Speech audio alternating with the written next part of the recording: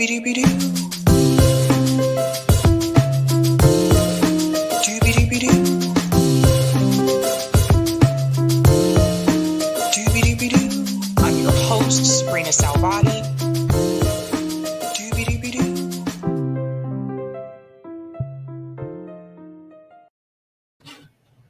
right, all right. Welcome, guys. I have a special guest with me tonight. What's going on, Nick?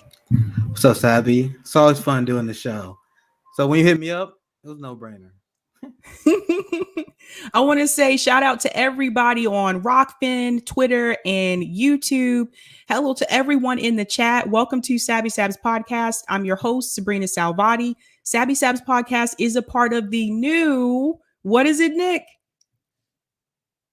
Revolutionary Blackout Network. I was quizzing you, Nick. I was quizzing you. Yeah, So I think about perfection. Yep. So those who don't know, FHL is now Revolutionary Blackout Network. So RBN. You can catch me there Thursdays for the roundtable and Friday for the Sabby Sab show. And you can catch me here Monday, Tuesday, Wednesday, and Friday. What's going on, Nick? I'm super excited to talk some smack with you, Sabby. Oh my gosh. Oh my gosh. I'm going to shout out some people in the chat really quick. What is going on? Lawrence said Gandalf the Grey. Are you talking about Noam Chomsky? Come on, Lawrence. Man. Hannah G says, I see Chomsky is back. Oh my God. Eric Thomas says, special guest tonight. Yes, indeed. What's up, Eric? My friend. The Debate Me channel said, nice, like the diversity. Shout out. Me and Sabby homies. We've been here. We done that. There's gonna be another fun night. Indeed. I'm gonna go ahead and open up the thumbnail so I can show you guys what we're talking about tonight. And really quick, guys, when I did the stories for tonight, this story hadn't been reported yet. So I do want to make sure I do mention this because it's important that people know all of the 3 men that were involved in killing Ahmaud Arbery have been found guilty. So that is a good thing. I know I was talking about that trial last night. So I just want to make sure I do deliver that message to everyone. All right, let me share my screen. Social pressure works, guys. Don't let people convince you it does not. There's a lot of people that want to convince you apathy is the way to go. Even though the fight seems impossible, keep fighting. Keep making life hell for the establishment and the people that want to defend them. And we're gonna have small victories like these, and they're worth celebrating, I think. Yep. All right, guys, what are we talking about tonight? All right, Steven Crowder lies about slavery. I couldn't believe I saw that last night on Twitter. We're going to get into that. Noam Chomsky slams Biden. What did Noam Chomsky say about Biden? And I think this is the first time I've heard him this year say something negative about Joe Biden's administration. And this has to do with China. So that'll be interesting to hear.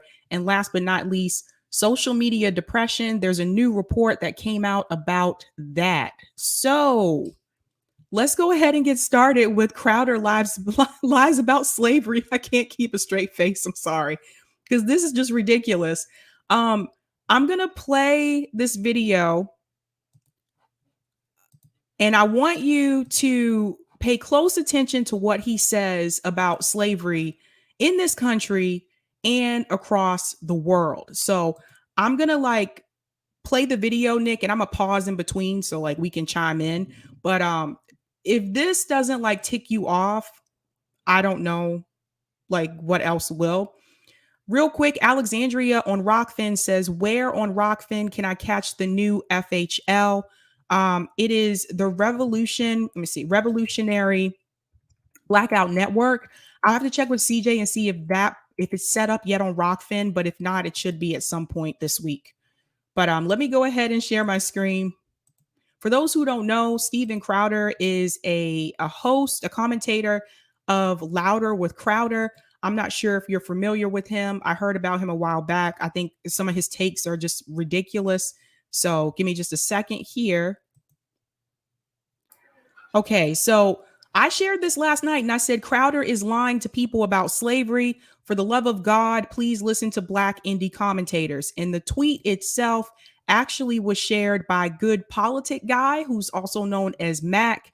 And I'm just gonna play it for you guys. I'm just gonna play it. Let me mute my mic.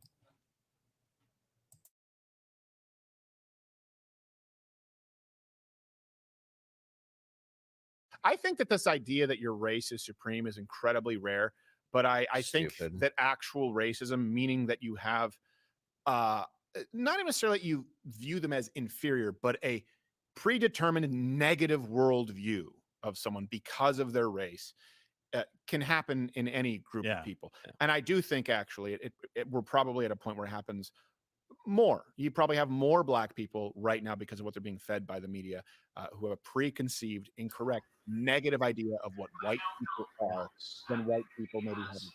I don't know. Maybe it's a 50-50. White identity politics. Go ahead, jump in, Nick.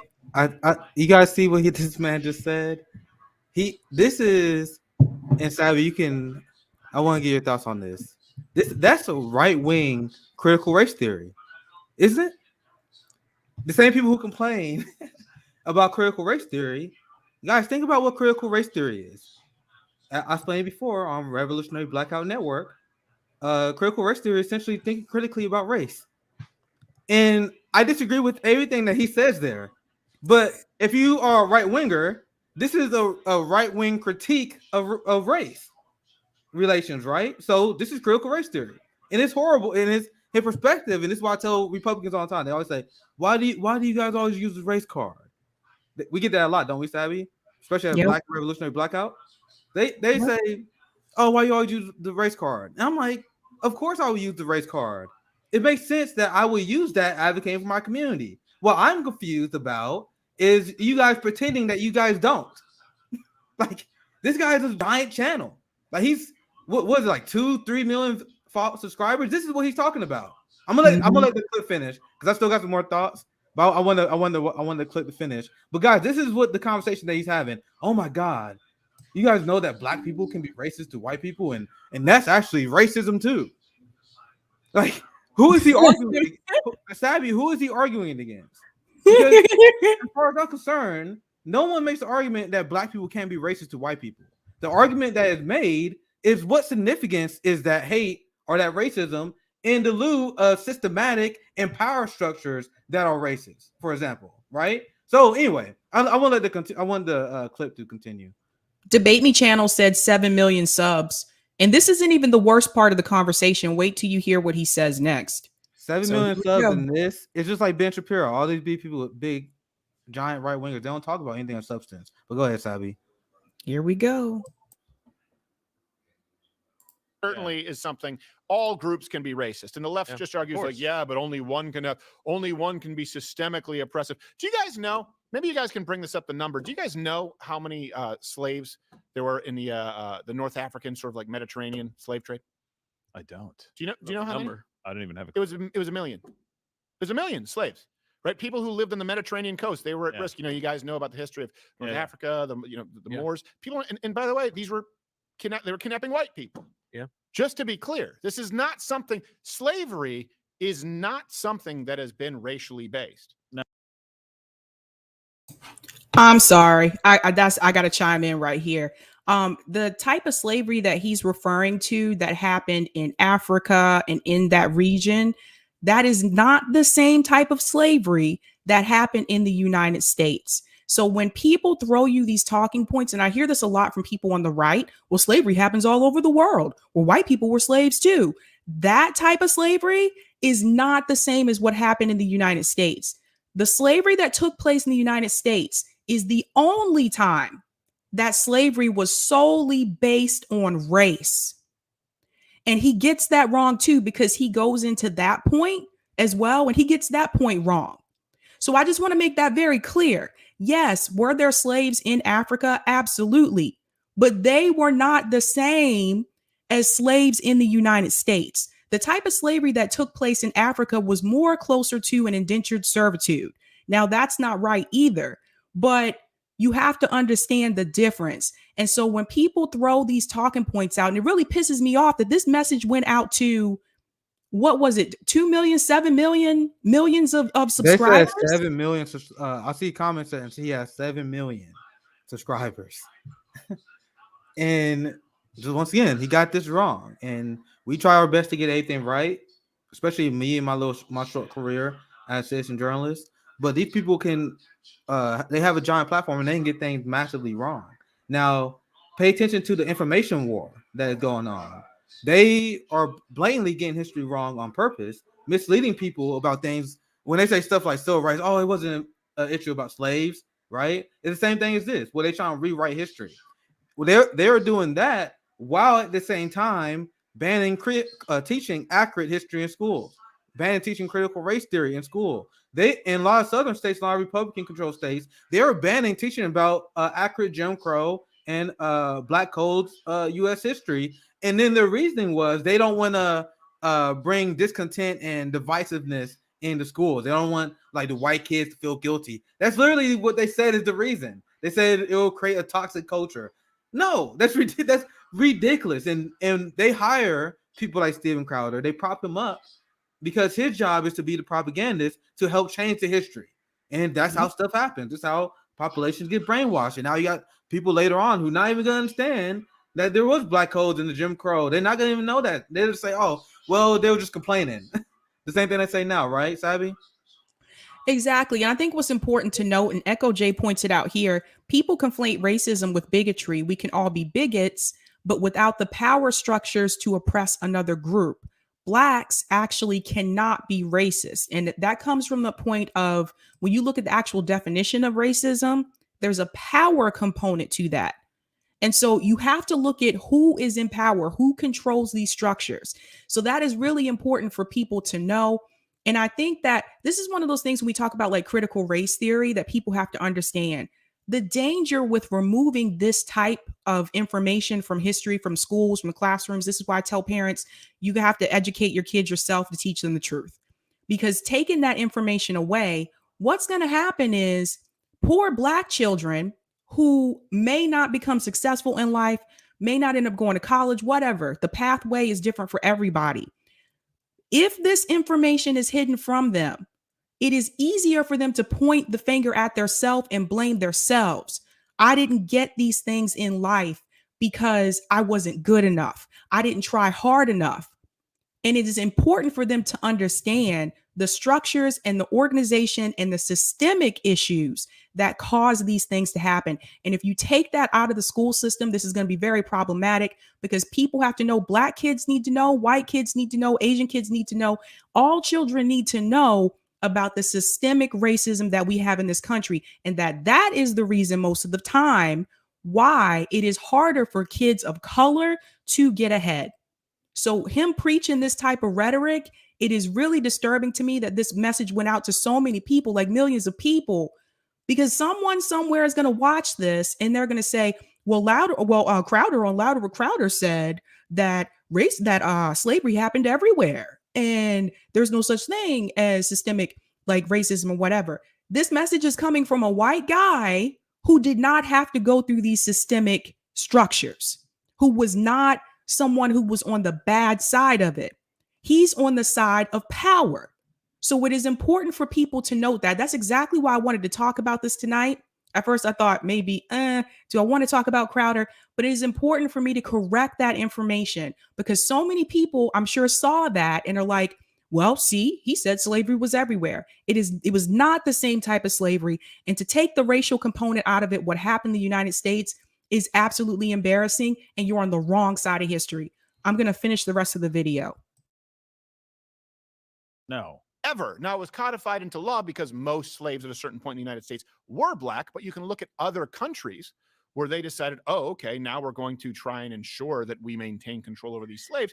And so therefore, what are the majority of slaves? All right, we determine them by skin color or ethnicity or where they've come from, like the Indian people were enslaved. There are still people enslaved in the world today. Look, slavery is not uniquely American. It was never uniquely American. It still exists outside of the United States of America. Slavery was never racially motivated, to be clear. Nick, I'm gonna get you in here. You guys see how he just lied? See this. What does it say about culture that this guy is so popular? Like what? And I'm legitimately asking. If you're watching, leave a chat, comment, whatever. What is the appeal of this?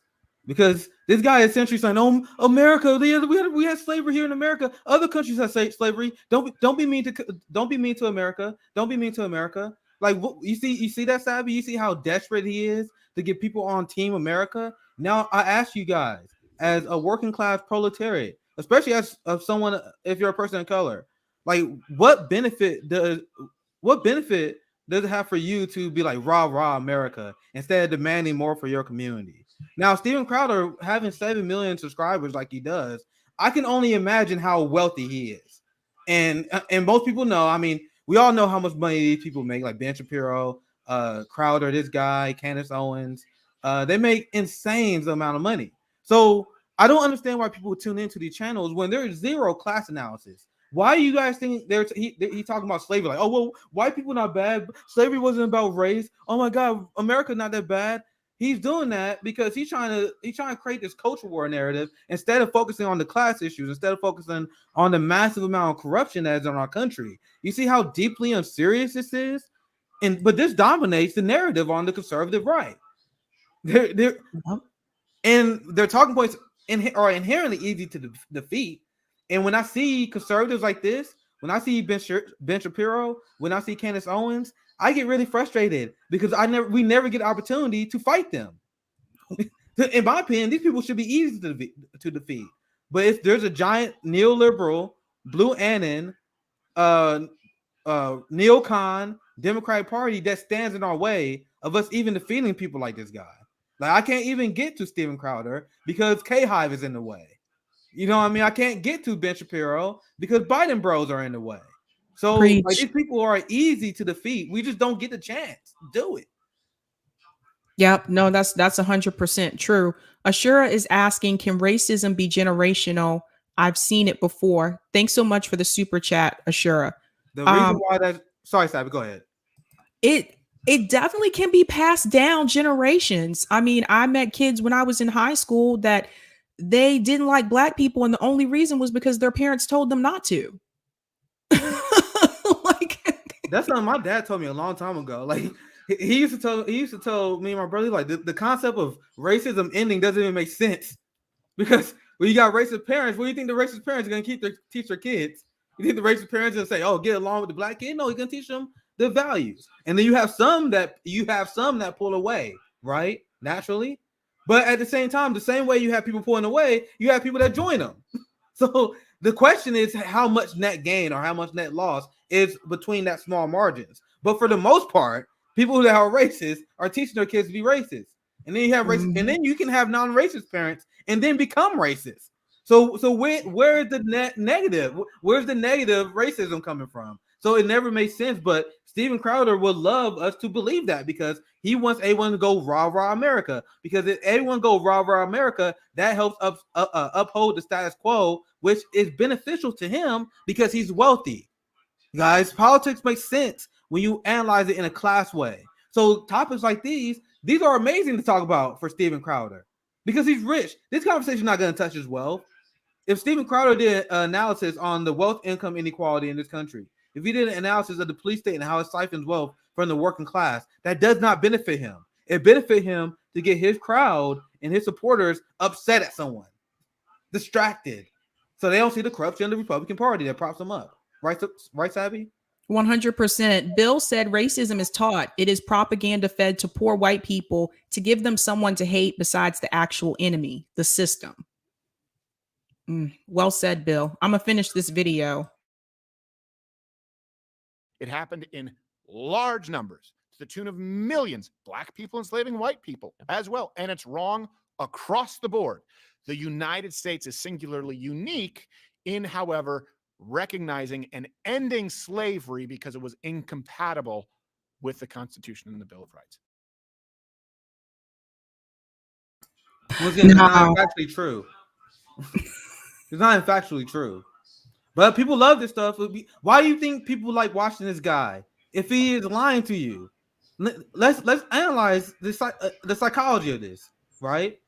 He's lying to his audience. And you think everyone, like 7 million subscribers, do you really think every one of these people are dumb? These people know they're lying to him. He's lying to them. He tells them what they want to hear. They want to hear white identity politics. They want to be told that there's someone to be afraid of. They want to be told that, hey, everything that your people did, the white community did, not that big of a deal. Isn't that what he's saying? Right, Sabby? Pretty much. It's like it's like, again, he's trying to make it seem like what the United States did. He's like, well, all are bad, but, and that's what you have to listen for, that but, because he's trying to make it seem like the fact that the United States did that is not that problematic because other people did it too. And that's the problem that I have with this, is the fact that, first of all, he got his facts wrong. He said it was never based on race. It was in the United States. It was solely based on race. And he mentions, well, the United States was unique by getting rid of slavery. But there's a point I want to bring up about that as well. What he doesn't mention is that even the first time when the United States government said to stop the slave trade, to stop bringing in slaves from Africa, did you know that Charleston, South Carolina was still continuing to bring slaves in? They were still bringing them in.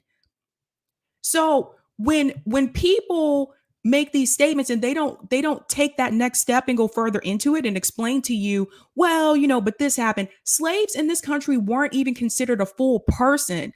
Black slaves in this country were 3/5 of a person.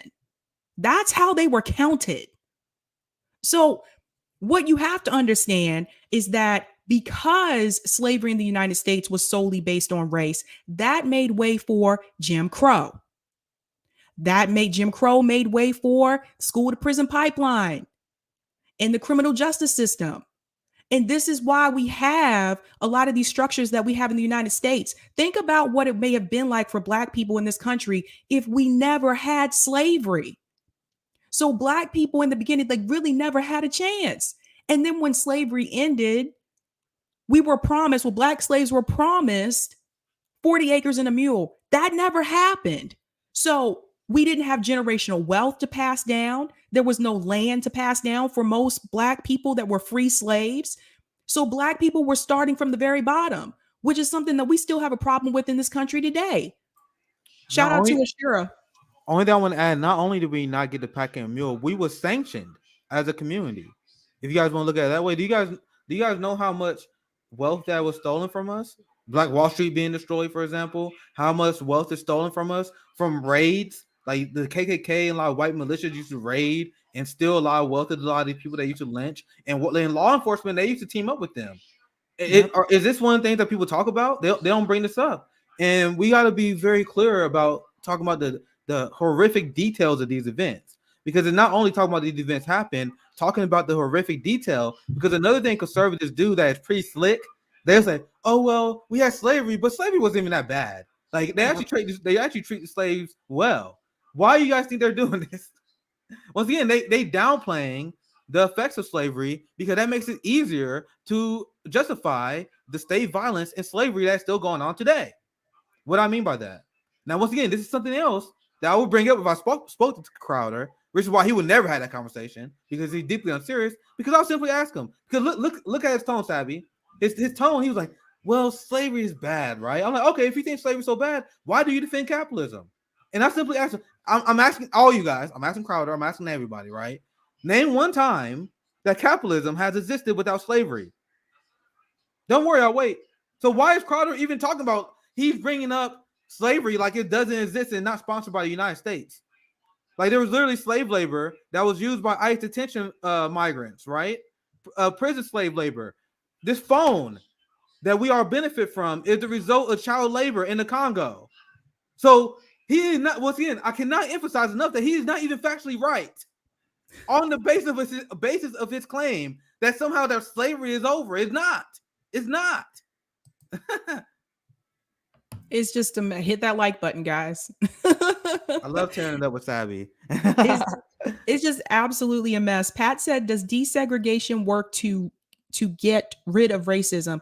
In my case, it did. I grew up in a racist neighborhood. When I met black kids in high school, I saw they were the same as me, and so I made friends.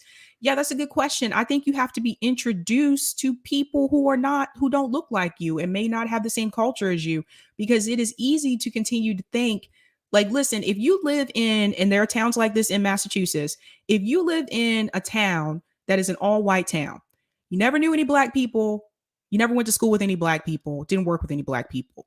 It is really easy to sit back and watch TV and movies and believe what you see about black people on screen. And it's easy to take those images and think that's what black people are. Oh, all black people are poor, or all black people are criminals. It's easy to have that narrative, and I know that because I've met people who thought that way until they actually got to know black people. But this is the importance of talking to people outside of your circle. If you continue to only talk to people in your bubble, in your comfort zone, how are you going to learn from other people? You have to be very careful about what you're fed by Hollywood, what you're fed by the media in general when it comes to other races. Ashura, I saw your message in reference to, do black people, oh, you were asking if is it generational? I meant for black people towards other races. From my experience, I haven't seen that happen so much with black families. And a lot of that has to do with the fact that, now that doesn't mean it's no one, but a lot of that has to do with the fact that as black people, we at some point in our lives have to be in white spaces. And what I mean by that is whether it's going to school, whether it's going to work, whether it's going to the doctor. We did this activity at work where we had to make this map, and they were like little circles. And we had to write down the first person that came to mind with the description. So for example, when it said doctor, you wrote down the first person who came to mind, someone that you knew. And you know what we found out? That most of the white people didn't really know any black people.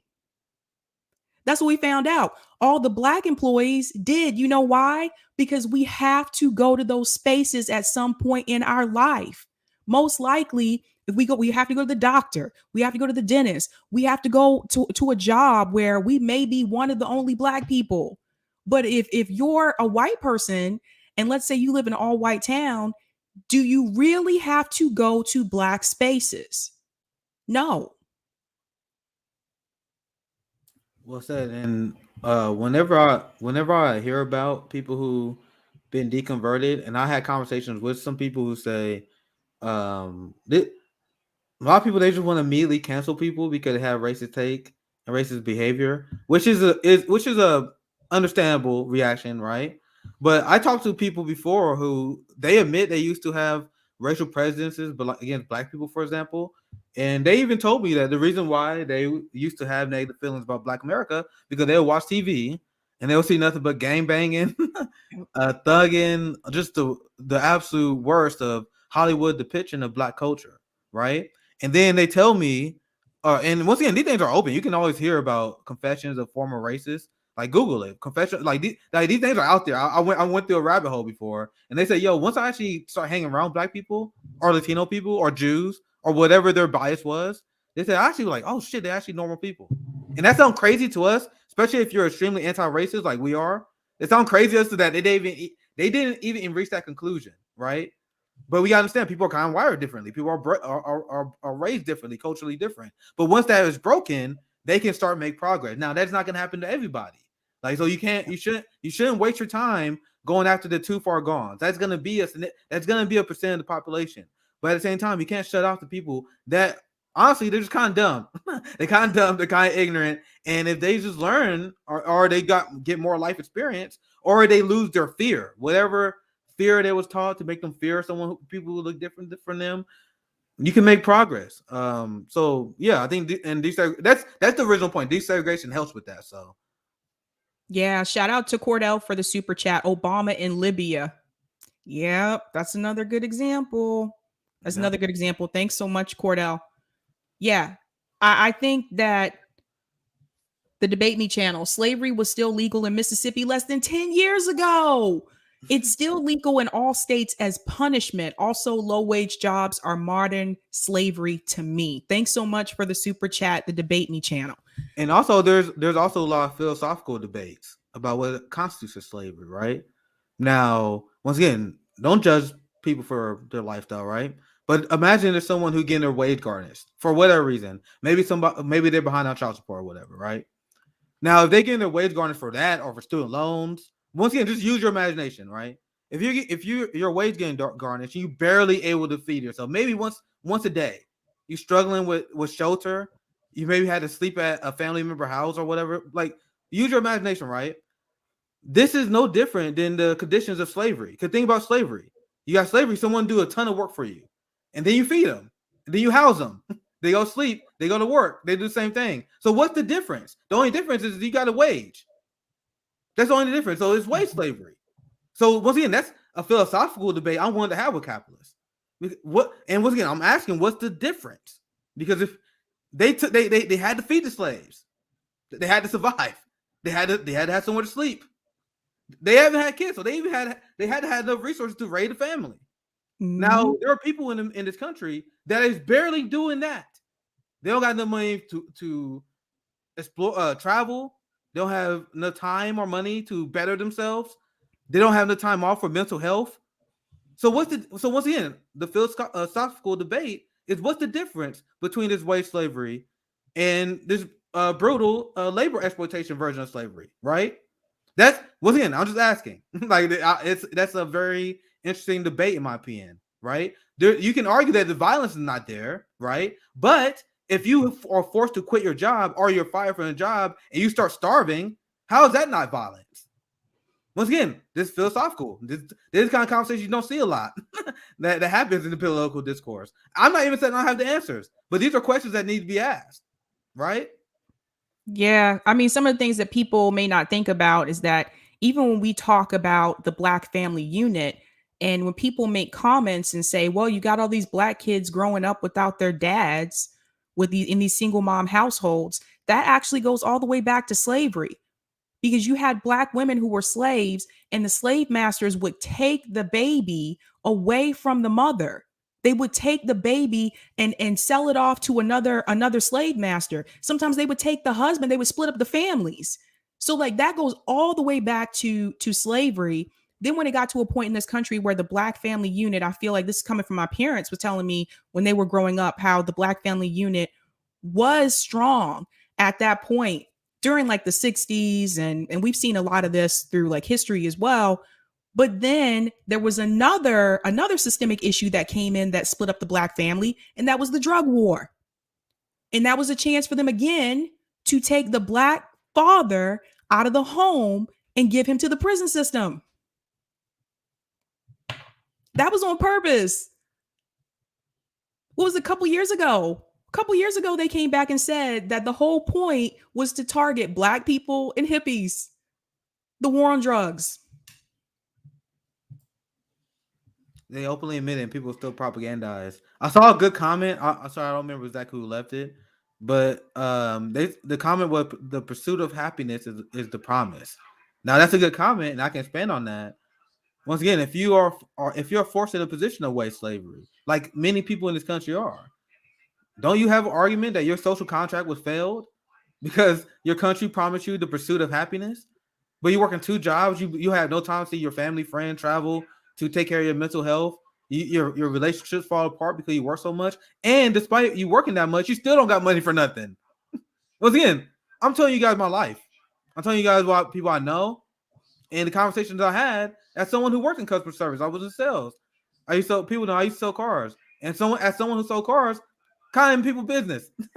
I ask people questions. Hey, what you do? What's going on with you? Got a lot of people that got going through a lot of problems. That's why I figured out how the credit system was a fraud, right? So that's the reality of our system. We live in a new era of serfdom. Exactly. I want to give a shout out to Roger Meadows for the tips on Rockfin. 1, Crowder, let's stay in this country. We live here. Address this here. 2, someone find Dr. Darity to educate him. 3, always remember reparations is easier than what they make it. even easier than MMT, which would require some change in the law that would allow them to do this. Also, shout out to Gene for the tip on Rockfin. Thank you. I'm learning a lot from all on Revolutionary Black Network and wonderful guests. Thank you so much, guys. Yeah, it's just, and someone mentioned earlier, I think I put it up on the screen. There's other things that they did that we can't talk about on YouTube. That's true. Because even like the story of slavery that was in our history books, that's the whitewashed version. That's not the brutal. Guys, I still learn to this day new stuff about slavery. Like, and I'm sure most of you guys can at least acknowledge the same thing. Like, I will hear something, and they were like, "Oh, you know, this one time this woman was kidnapped and she was brutally raped." I'm like, "Damn!" Like every single time, like you hear new stuff about what happened in slavery that you didn't learn in school. And God knows I'm gonna continue to learn a lot more. But I've been going through this history thing, and there's a reason why they had to whitewash history, because one of the reasons I led to become an anti-imperialist, and one of the reasons why I led to become a leftist, was during the era while I was reading a lot of history. And when you read a lot of history, you realize human history is literally the history of imperialism and empire and war. So I'm like, okay, I feel like we should stop this. And it's through, my point is, it's through history that you can help develop a powerful political compass. So if you distort history, if you do stuff like Steven Crowder and mislead people, it makes it harder for them to develop proper anti-establishment sentiment. So you think, oh, rah America. Oh, even when we did something wrong, oh, it wasn't that bad, right? That's what they're doing, right? So you learn to become a leftist. You learn to become anti-establishment when you read history. Because, and this is the last thing I want to say, if you don't, this has always confused me. What is wrong with you? I'm dead serious. Like, I read history. When you read the history of genocide, when you hear the history of war, when you hear the history of imperialism and empire that almost every single superpower is responsible for, we hear about how Japan, the atrocity they did in China, when you hear about the atrocities of the German Empire, when you hear about the atrocities of the French Empire, when you hear the atrocity of the Mongol Empire, it's like, how can you continue to advocate for the same actions that lead to these behaviors? Like the destruction in the Middle East for the Iraq War, for example, it's just to continue the continuation of the human history of destruction through empire and war. So how can people read this history and then continue to advocate for the same thing that destroys? Like, I see a lot of great comments that dropping names. Like, yeah, I didn't want to spend a lot of time, but once again, bro, the history of humanity is culture, and then war, and internal state conflict. So anyway, Sabby, sorry, go ahead. That's my little rant.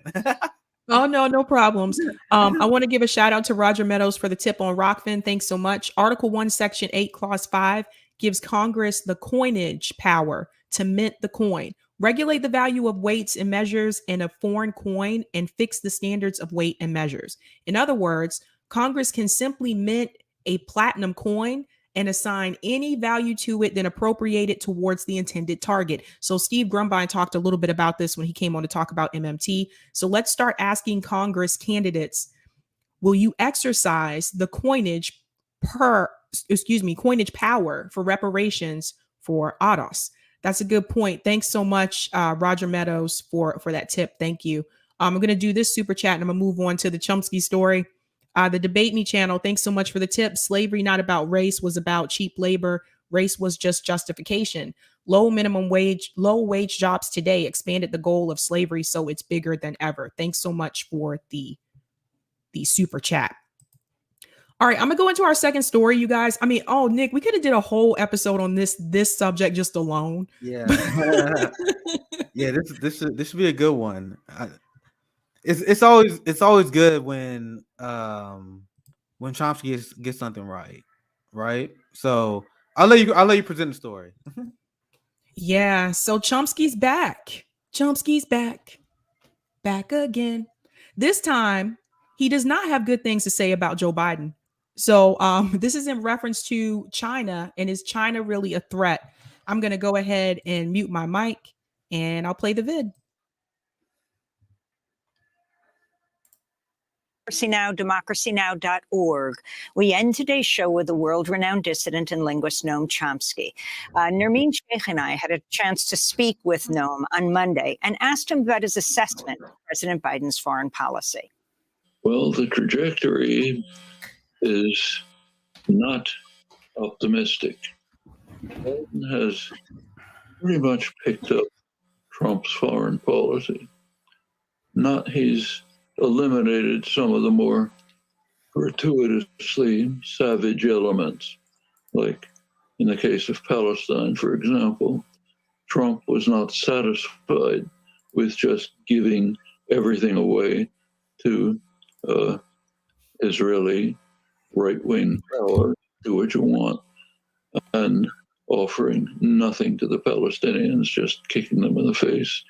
He even had to go beyond that to truly gratuitous savagery, like cutting off the lifeline, the UNRWA lifeline, for Palestinians to be able to have at least minimal bare survival in the Gaza, in the Israeli punching bag in Gaza. Even that, well, Biden removed those things. Other than that, pretty much followed the same policies on Iran. So, Nick, I want to get your take on this because he's saying that Joe Biden is following the same foreign policies that Trump did. So isn't it funny that you have the liberal class? They always want to quote Noam Chomsky once every 4 years because Noam is an incrementalist. I learned a lot from Noam, and he has still powerful critiques of U.S. foreign policy, but he's an incrementalist at the end of the day. But this is good. And this is what they won't amplify. They'll amplify when Noam Chomsky say vote blue no matter who, because there are a lot of substance to what he said, and there's something that we've been covering ever since we had our network, and now we got Black Revolutionary Blackout, right? So there's literally no difference, guys, and this is why I warned people before the election, right? When I was being grilled on why I wouldn't vote for Joe Biden. Foreign policy was one of them. Like, it was clear that Anthony Blinken was going to have a giant role in the Biden administration. And Anthony Blinken is a straight-up Republican, neocon. There is no ideological difference between Blinken and Mike Pompeo, by the way, guys. There is no ideological difference between Blinken and Stephen Miller. But people are so brainwashed by the red-blue game, they're not even paying attention to that. So I'm going to give you guys some examples. Because once again, I was going to cover this story. I still might, because I want to do a whole breakdown on Biden foreign policy. Maybe I'll set up a roundtable on that one day.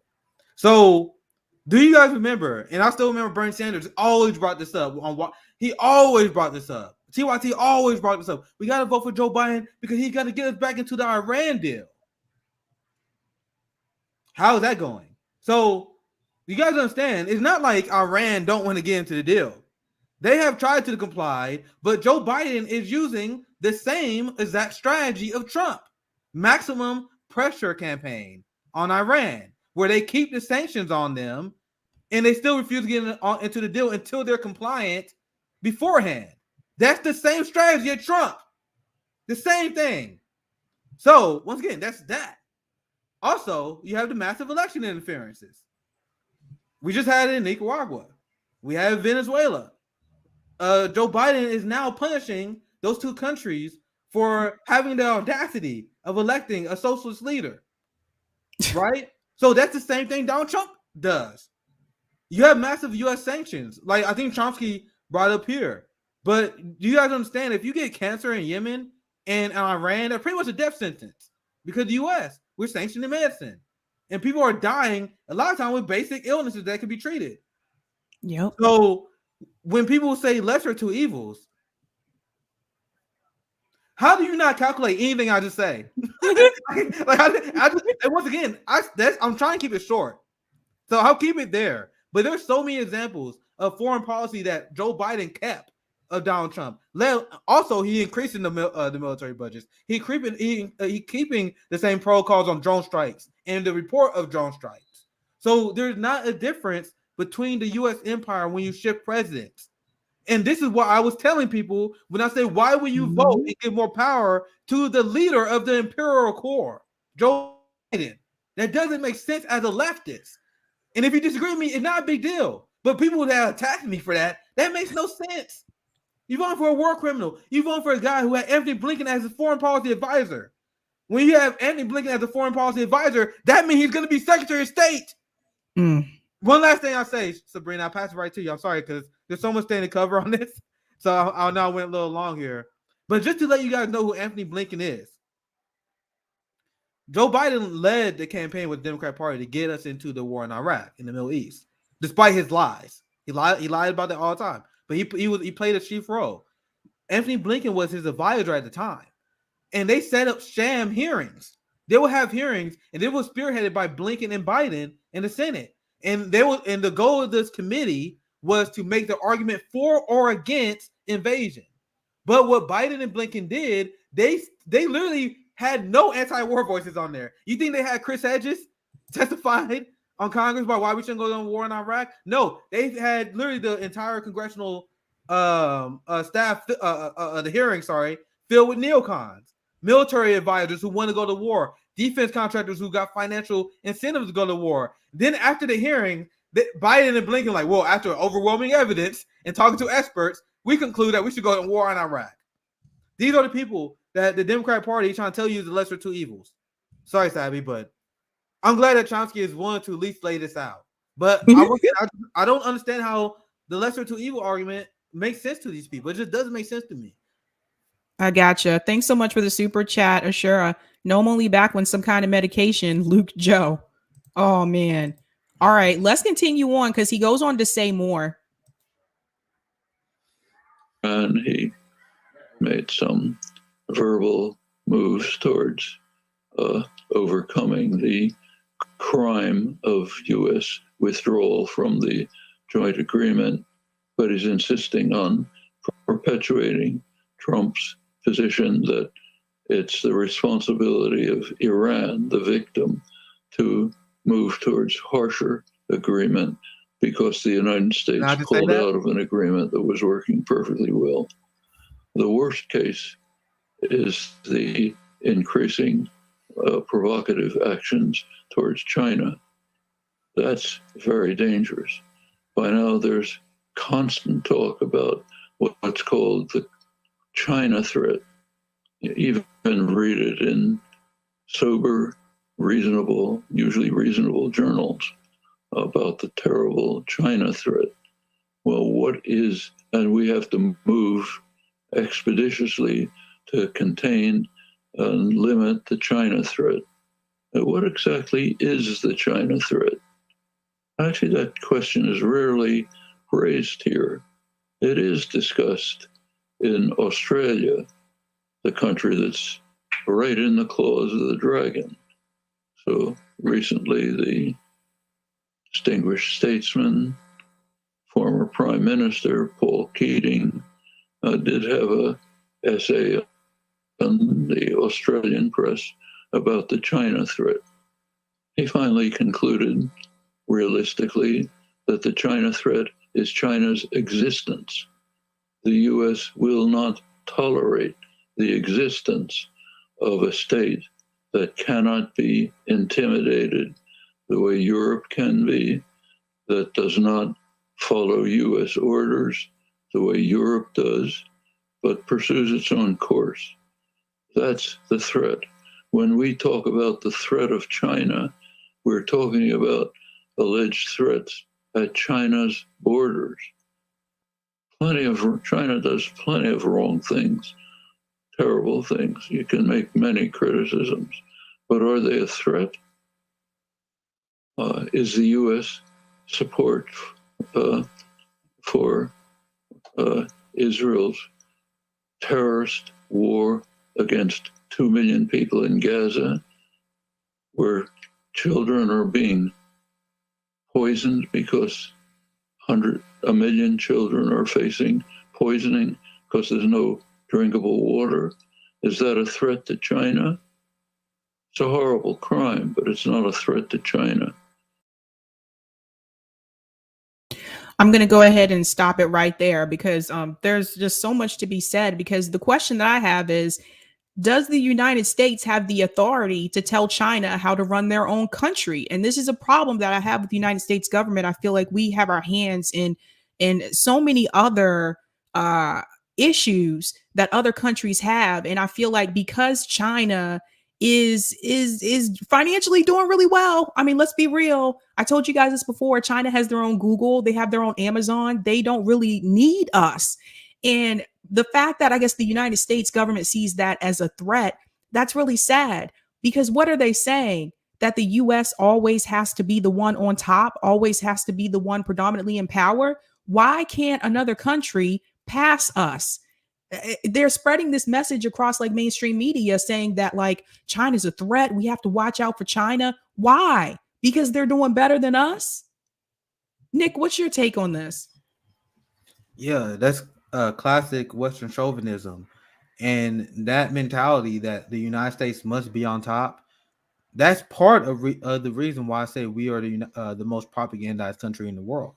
The idea that America must be on top, that America must assert its dominance, the fact that America have the ability to override a country's sovereignty, this Western chauvinism is a toxic poison on humanity that has done an untold amount of damage.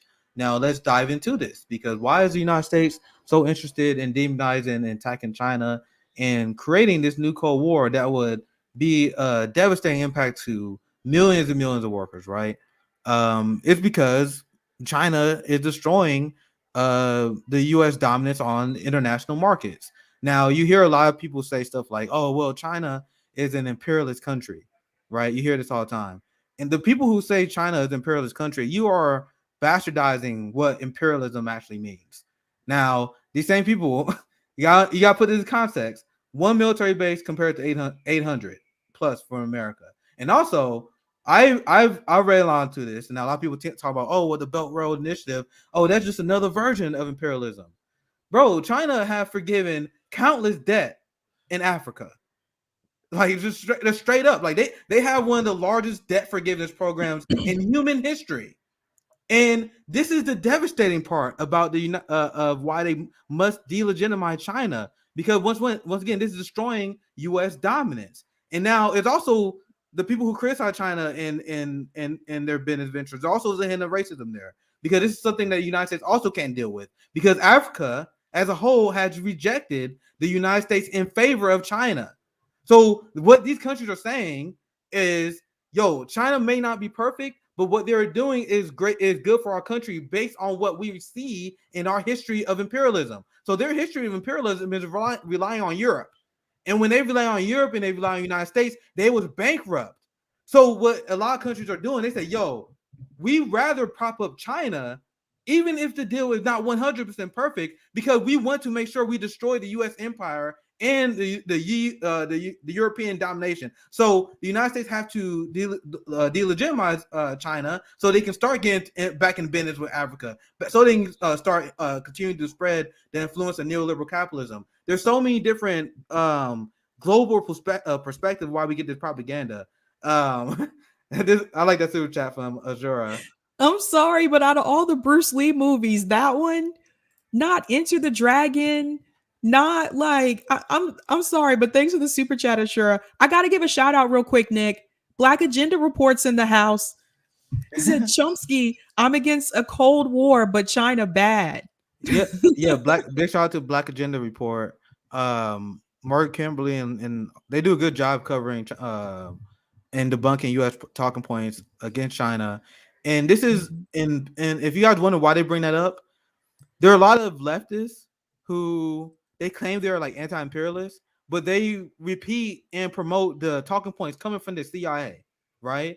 The media even just recently admitted that the genocide of the Uyghur Muslims that they promoted, what didn't happen, it was false. But you got leftists that constantly promote that, but like, oh, we're not imperialists though. So why are you carrying water for CIA talking points? Why are you making the case that the U.S. State Department used in order to justify U.S. intervention? It doesn't make sense to me. No, it doesn't. Like, this has been a problem for a while. Thanks so much, Tusker, for the super chat. If the British Empire built roads and ports in Africa instead of enslaving Africans, Africa would be the richest country in the world by now. Yeah, because Africa, that's something people may not know. Africa at one point was very wealthy, very wealthy. They were robbed. Thanks so much for the super chat, Tusker. One of the things I want to bring up, and this is stuff that I've heard from my students. A lot of my students are from China, and one of the things that they've taught me is that most of them, when they're coming here to go to school, most of them that I've talked to do not want to work in the United States. Now, some of them do, but some of them are like, no, I'm going to get my degree here and then I'm going back home, because in China, if I have a degree from the United States, I'm pretty much guaranteed a job back home, which is interesting because we're not pretty much even guaranteed a job here and we live here. So you see, Sabby, do you see the housing situation in China and their millennials compared to us? Yep. Chinese millennials are killing the game. Yeah. Like they're on their own. They got houses, and it's because they're programs.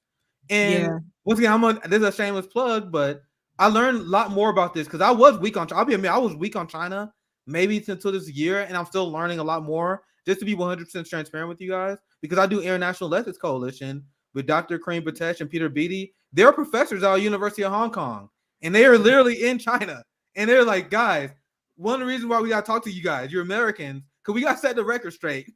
Like, we're not saying that China is perfect, but everything you're hearing about China coming from the U.S. media and corporate propaganda is straight up false. Like, it's just not true. And if you want to criticize China, criticize it on something that is true, not U.S. CIA talking points. Like the Uyghur genocide, like that's not true. Like, but so one thing you can to me, I don't see any benefit because you don't have any. There's also something that Chomsky said.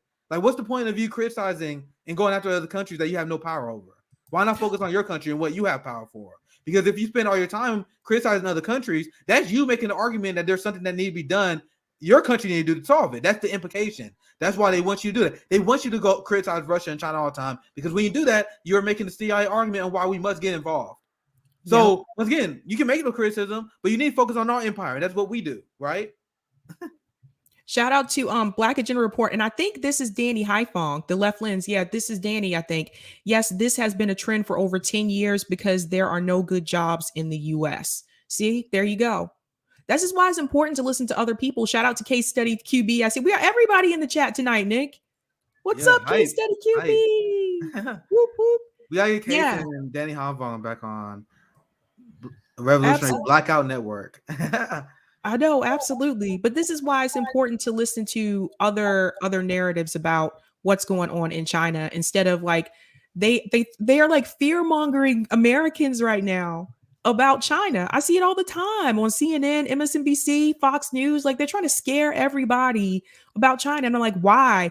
Because they're able to do things on their own, because they don't have to really depend on us the way that we have to depend on them. Yeah, guys, check out Danny Harfong and the Black Agenda Report. Also, the Gray Zone. Once again, I'm trying to get better at China. Like, I'm learning China. Like I said, like last year, I didn't know anything. Like, I was like just barely knew anything about China. But it's important because, like, and this is something I realized, and this is something that Peter and Kareem was telling me. Like, if you're not paying attention to China, like I was, like for a long time, like, I don't care, whatever. Too much to worry about. But this is going to be the number one global conflict of our time. And what we're seeing, think about this, guys. The average empire lasts 250 years. Now, Google how old the United States is. It's about time. And projections show China is set to be the next global superpower.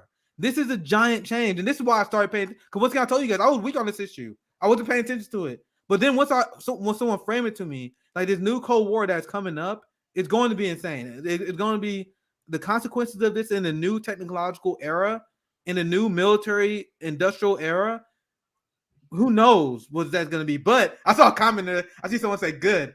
Dude, honestly, as a leftist, I love to see it.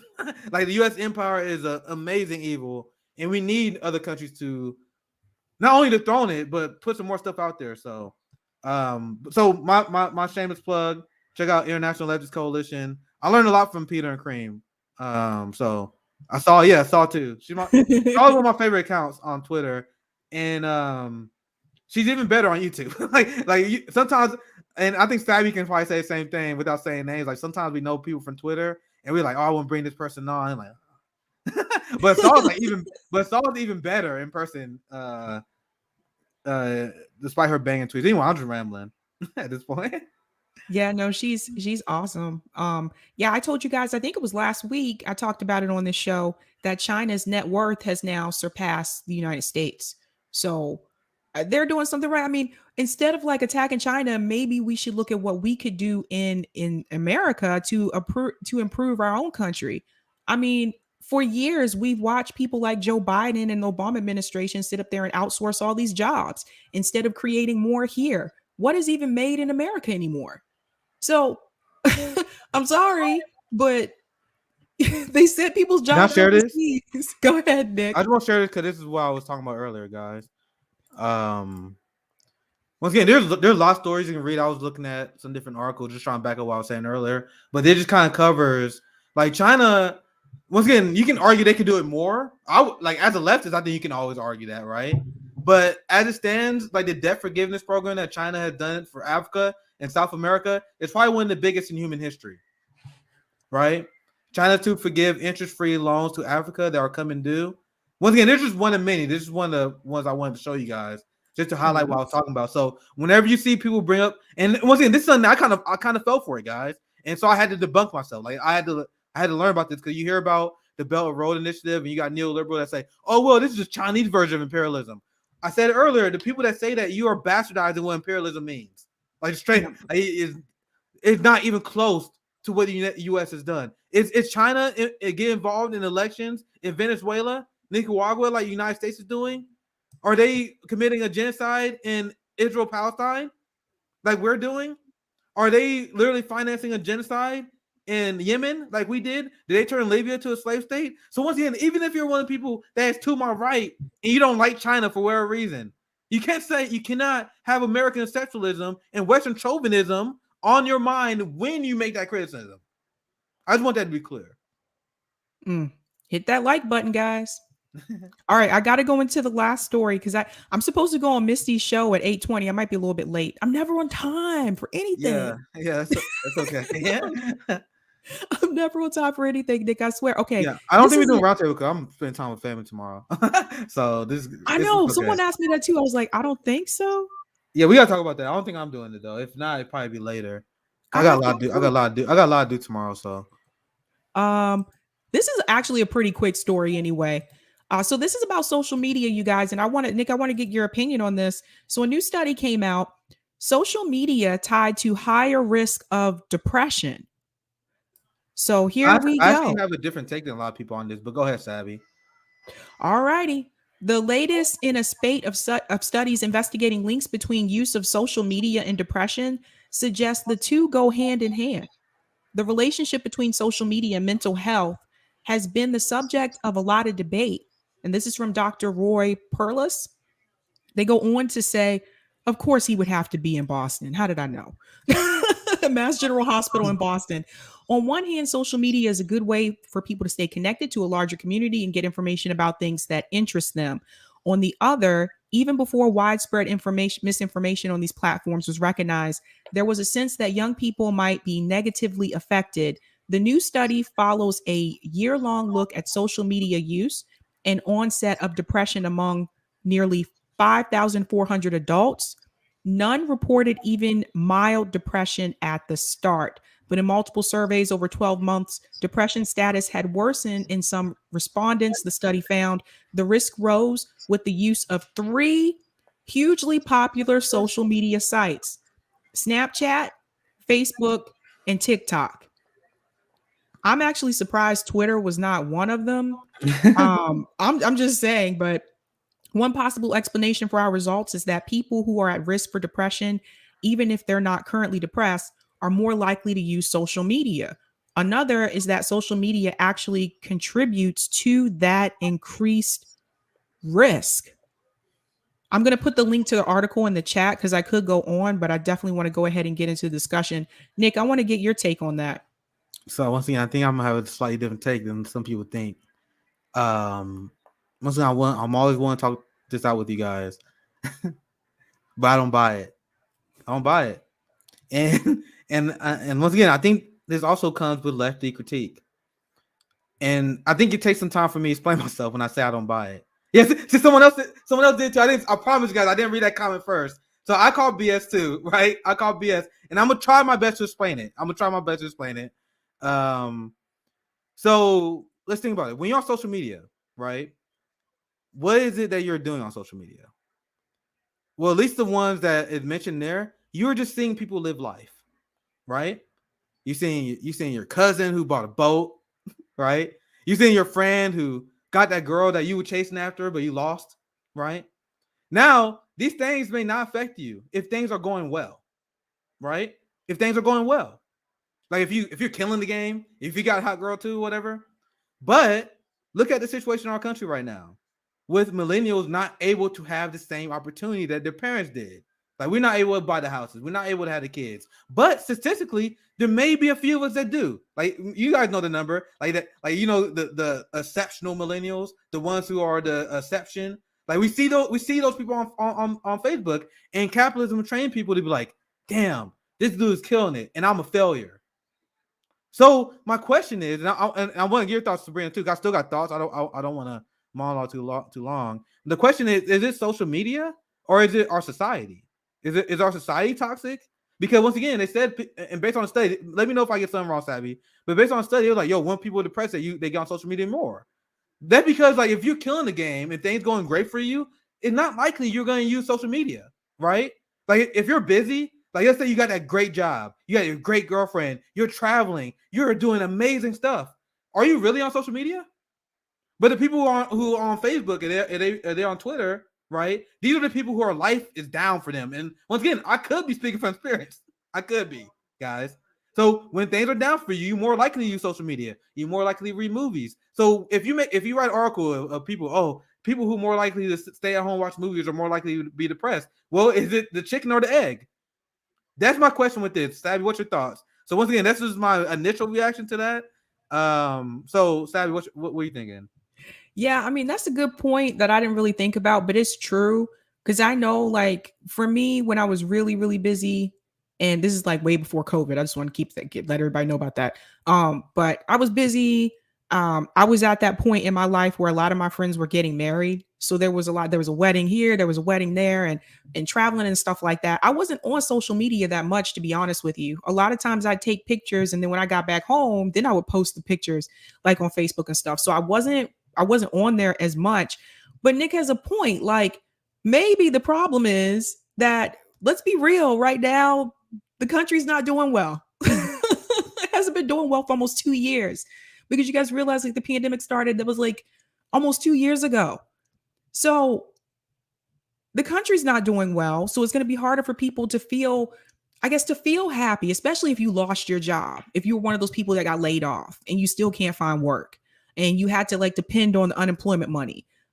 If you're one of those people that have a lot of student loan debt, and now you know that's coming back around the corner, you're going to have to take care of that. So the country's not doing well. So people are more likely to be down, right? And so especially if you have more time on your hands, 9 times out of 10, you might spend more time on social media. Now, what I want to say in reference to Twitter, because I think this is the thing that gets people sometimes, and I've heard people say they need to take a Twitter break. And sometimes, yeah, I think it's good to take, like, breaks from social media sometimes. But I think that, like, and I always tell people this a lot, to ignore the negative, the negative comments that come your way, people attacking you on Twitter. I ignore a lot of those things. I don't have time to go back and forth debating people on Twitter in these Twitter battles. I just don't have time for it. So that's part of it too, because I have seen people, and you guys, if you're in the chat and you have teenagers, just let me know. But I have seen where, like, some of my students, they have to deal with, I guess, like, online social media bullying. And when I was growing up, I didn't have to deal with that because there was no social media. So I think that's one of the things, like, sometimes just take some social media breaks and, like, just don't do this back and forth thing with people on Twitter. Like, I think Twitter sometimes can be very toxic if you feed into it, right? Exactly. Like, since we're talking about Twitter, to me, Twitter is literally what you make it. All right. I obviously took a break because there was a lot going on. Car broke into, a lot of stuff I had to handle in personal life, and also FHO name change, a lot of stuff going on, right? So I was like, all right, I need a break, I need to chill. But to me, Twitter is just an outlet for me to like race tweet. Like I tweet a lot of politics. Like when I'm on Twitter, I'm literally doing the same thing I would do if I'm off Twitter. Like if you guys see my tweet, I'll be reading a news story and I'll tweet like, holy shit, and I'll tweet about what I just read, and that's me. That's the there's a lot of healing therapy that comes from that. Once again, I'm not here to judge. No, I just don't understand a lot of the dialogue that I see going on Twitter. Like I don't know, like if people trying to change people's mind, like based on what I see, like people's mind don't really change. Like so I don't like sometimes I'll be making tweets and I will see people argue against each in in my mention for days. I'm like guys, they're not budging. Move on. Like I'll get a notification because they be arguing. I'm like, guys, what are you accomplishing? So once again, this is me speaking from my perspective, and a lot of people who follow me on social media, man, they know what I do. I mostly just tweet silly shit because if I think of something silly, I'll tweet that. I'll tweet wherever I'm reading my politics.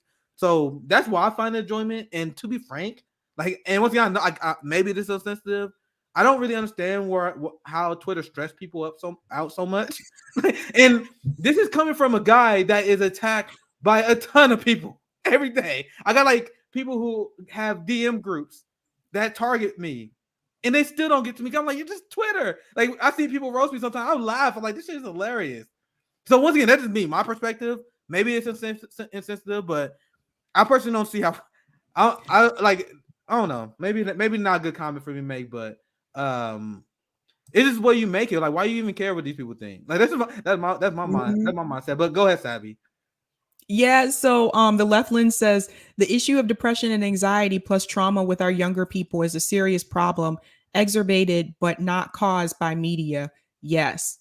Yeah. It just, I mean, look, man, especially if you're a millennial or Gen Z, things have not been great for us. I'm sorry, but it is what it is. Things have not been great for us. And also one thing to like put the cherry. I'll read that super chat. Happy Thanksgiving, Sabby and Nick, and to the rest of FHL. Now, Revolutionary Blackout Network. I gotta keep saying it. We gotta keep saying it so it'll stick for a while. Revolutionary Blackout Network. So anyway, hope you guys have a great holiday season. Thank you for the super chat. One last thing, I will put a cherry on top of this story because this is my point. The reason why I have this take, once again, you can call me paranoid because I have studied and I read about propaganda for years and years and years, right? So when I see stories like this, I'll be honest, guys, my first reaction is this is planted to avoid blame of capitalism. So they write these stories. Hey, it's social media that's making you sad. Oh, it's movies that are making you sad. Oh, it's Facebook. It's not capital. It's not capitalism. It's not the politicians. No. Don't look over here. It's Facebook. So that's why I have my reaction because I'm not taking my eye out the ball. I'm not allowing them to shift my anger. That's the last thing. That's my real last substance take of that story. Because I think that's why I have my position as a leftist, right? Thanks so much, Harry, my bad, for the super chat. Thanks to Chinese investment in Africa, there are now faster trains in Kenya than anywhere in the US. China trains Kenyans, mostly women, to operate and repair and taught them Chinese too. Thanks so much for the super chat, Harry. I just want to add to that. No. If you don't mind, I'm going to add one thing to that quickly. This is why, once again, I'm still learning all the benefits, but why do you guys think a lot of these African countries are choosing China over the U.S.? Why do you think they're doing this? And the U.S. neoliberal imperialist propaganda talking point about Africans in response to this is actually deeply racist. Sabby, do you know what they say? Their response to this? They say, well, they don't know what's best for them. Literally, that's their response because these countries say we prefer China to the U.S. They say, well, that's because they don't know better for themselves. So, and then people fall for it because they're like, oh, these savage African countries being misled by the sneaky Chinese. Do you guys see the element of racism there? This is why we at International Leftist Coalition, we said you can't justify imperialism without racism, right? Absolutely. Well, a lot of people think that people in Africa are like walking, like all of Africa is like tribal. Like, I'm like, no, they have cities in Africa just like we have cities in the United States. I told you guys I was a victim of bad public education. Like I'm openly admitted, like I'm much more self-educated now. But I was one of those people. Like I used to think that Africa was like a giant hut. right? Like I used, like you see them commercials of like starving kids, right? And I'm a kid, I don't know any better. Like I only know what our country told us. I used to think Africa was like still in like the 1300s, and I still remember I was shocked when I was like, "Yo, Africa got cities and shit." Like, I didn't know that. I'll be honest. Like I educated myself in my adult years because public education, especially the one I got in the little red state shithole I live in, wasn't the greatest. Yep. I am trying to do this new thing where I like to end on a positive note. And I guess this isn't really like, I don't know if you call this positive, but it's not really bad, but it's something that I think would be pretty interesting. And I want to get your take on this, Nick. So Billboard just released their top 10 greatest artists of all time. And I want to know why. How did Janet Jackson beat Michael Jackson? You about to get me in trouble. You about to get me in trouble. People about to get mad at me because I'm looking at this list.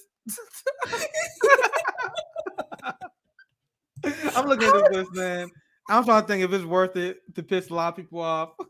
Because I'm looking at number 1, and I'm looking at number 2, and I am looking at number 3, and I'm looking at number 4, and this makes no sense to me.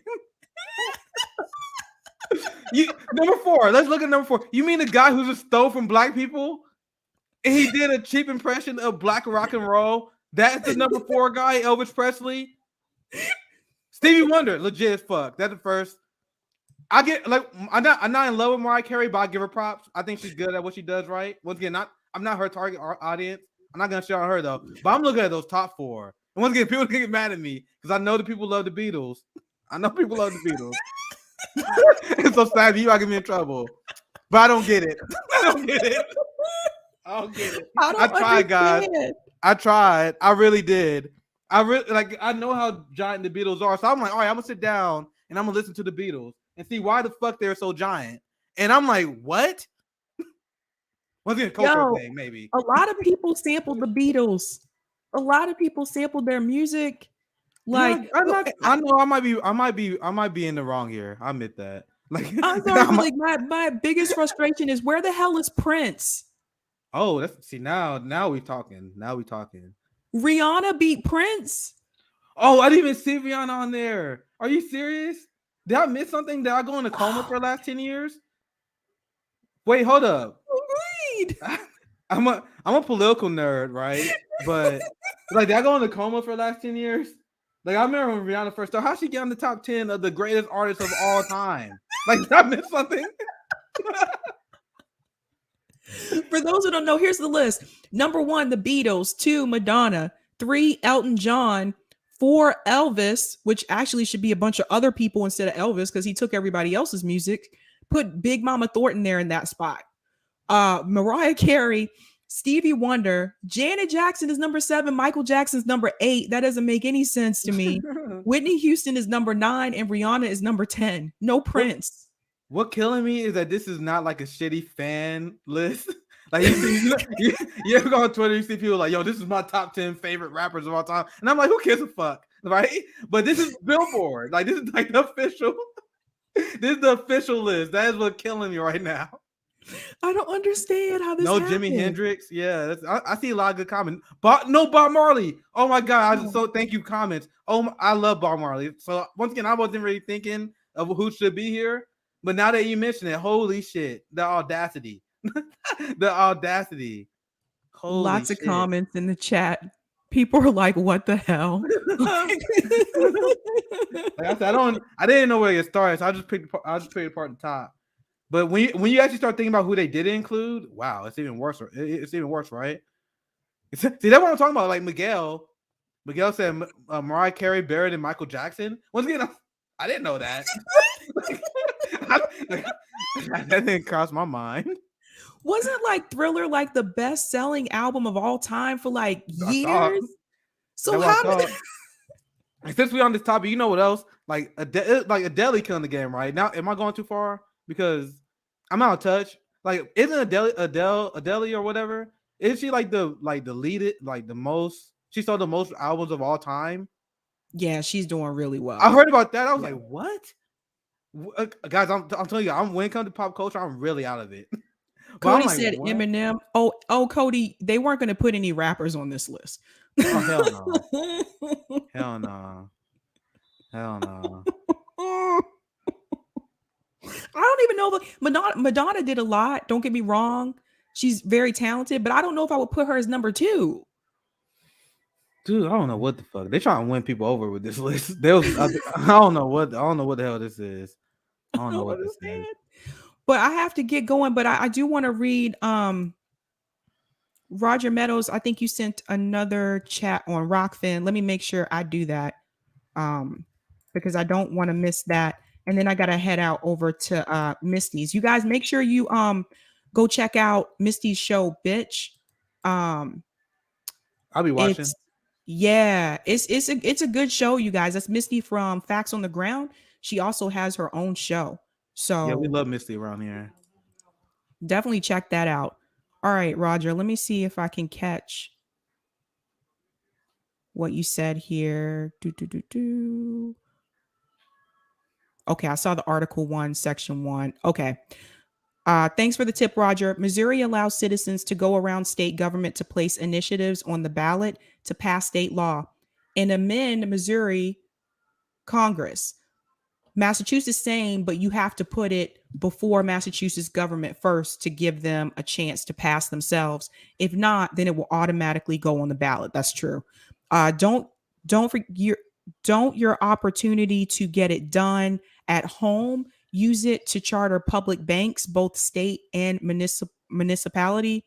Make public finance of elections the sole only way to finance elections. Shut revolving door permanently between regulators in the industry. They regulate no enhancement of wealth while serving, and apply that also to former politicians and staff, but make it 10 years. Apply eminent domain to broadband, transportation, power, and fuel infrastructure statewide. Apply eminent domain of not just health insurance, but all hospitals, clinics, and medical facilities. Here's another ballot initiative: establish right of first refusal law, mandating that companies that grow too big before they outsource, before they go public, automate, merge, or sell to another company, they must make an offer to workers to purchase and restructure into a worker co-op. It is through the worker co-op is how we stop manufacturing in China and do it here. Thank you so much, Roger Meadows, for that.